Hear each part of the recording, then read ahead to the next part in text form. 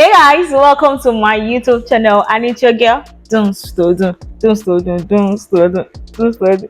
Yes, thank you so much for always watching my videos. Please, if you have not subscribed, do well to subscribe right now. Yes, thank you. Today's episode is going to be a Let's Chat episode. Remember, I started this Let's Chat where I share my stories, basically, the things that happen to me on a daily basis, because I feel like I just have stories for days. I have stories for days. Like, I can just be going like this and something will happen to me. And I feel like this is the best way to share so that people will be comfortable to share their stories. Yeah, I think the last one was when I just said you guys about how my one-time bestie ghosted me.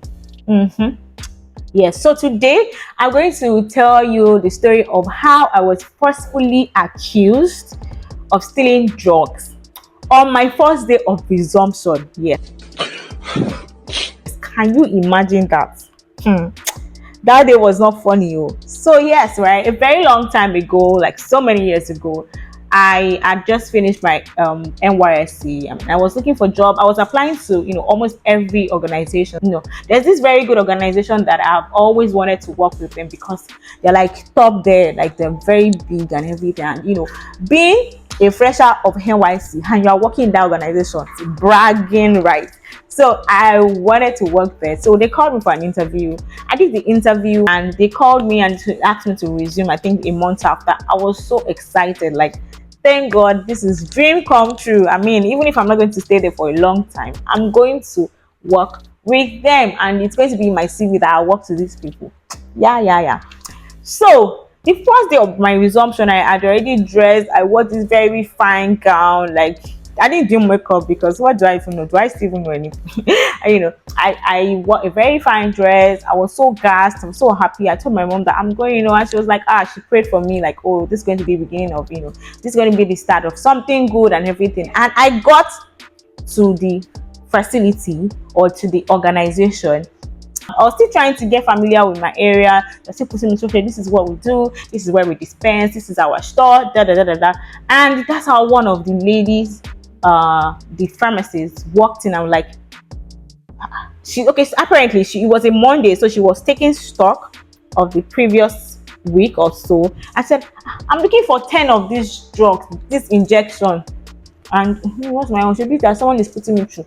So I was still talking to the HOD then. A very sweet woman, emphasis on very, very, very sweet woman. Like, I miss her so much, and she actually was putting me through.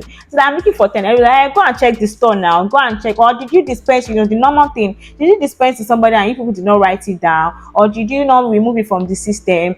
All those things, right? So me, I was still even not paying attention. I was like, please quickly teach me how to dispense, how to use this system so that I can dispense and everything. And that's how I said, I know I can't find it though. I didn't dispense it though. No, I would did night. They started asking. They said, no, I didn't dispense it. I did night and I didn't dispense it. After I started hearing different things, that this thing has never happened in 20 years. This thing has never happened in 10 years. This thing has never happened in 15 years. I say, when did they even open the facility that you are saying that has never happened in 20 years? I said, okay, no problem. Me, I was still even like paying attention to what the person was, but everybody was just distracted and all. That's why they was like, hey, new girl, bring your bag. But I noticed that when they said I should bring my bag, they didn't want me to feel some kind of way. They said, yeah, everybody, in fact, everybody bring your bag. But I know that it's my bag you want to check. I know. So everybody bring your bag, and they checked everybody's bag. They did not find it. So now, wow. So what's that happened? That means the person must have known the drug.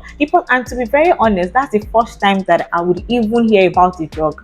I mean, I just finished NYSC, so I don't really know a lot of drugs. Like, that person must have known the drug. That means the person that used to get high on the drug. So, and you know that this drug is scarce. So, opportunity. The person found the drug. I was like, shit taking. I get it. I know what you're trying to do. I know what you're trying to say. Say, now, wow, it is well. 10 ampoules. You cannot even take small. They were trying to like give me indirect, all the subtle shades, but it's like, it's okay, no problem. But I was pained, but I did not cry there. But when I got home like this, I was just crying. And I told my mom, I was like, this and this and this happened today at work. Like, first day at work, and they already labeled me as a thief. And I felt really bad. And my mom just tried to console me, and she was like, don't worry.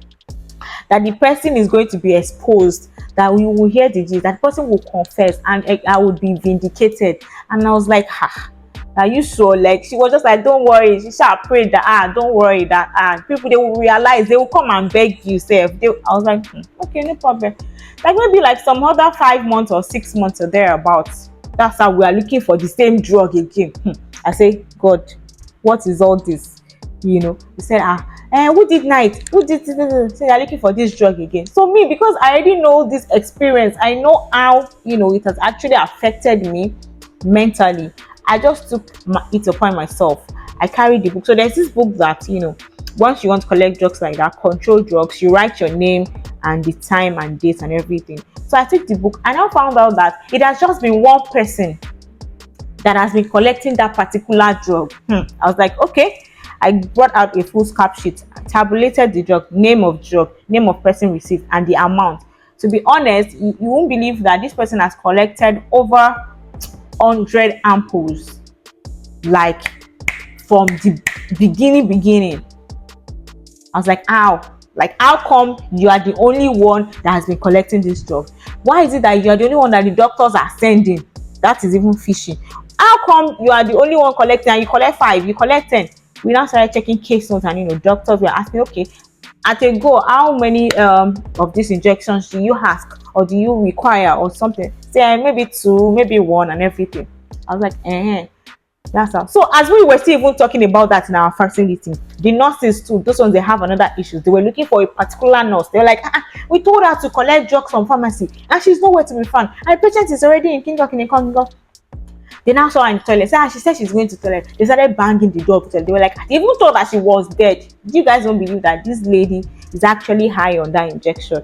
She legit inject herself and get high. So they found out, like, with a tourniquet and the injection, the needle into her veins, and that was how she was, and she slept off like that. And they were like, what is this? Which injection are you taking?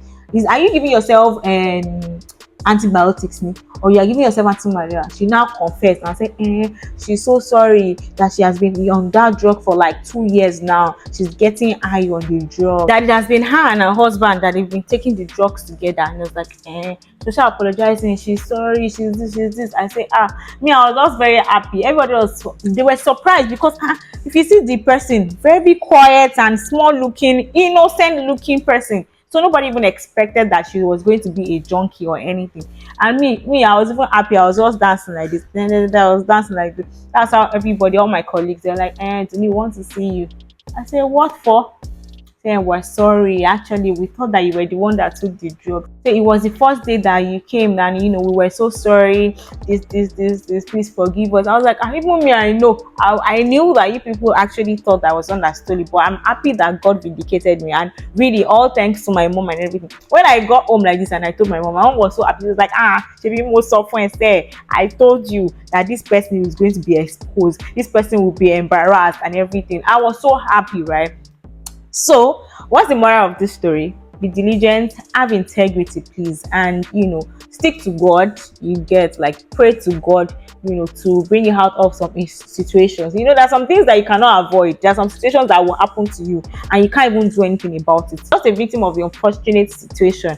But we thank God that God vindicated me and actually brought me out. So, guys, let me know if you have a similar story of how you were falsely accused, or anything you want to share. Just drop in the comment section. Let's learn together. Let's know how you managed it, what you did about it, and how you triumphed, right? Thank you so much. If you have not subscribed, please do what to subscribe now. You know me too cool.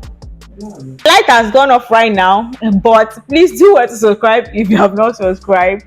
Till next time, it's still your girl Dunes. So Dune. Bye.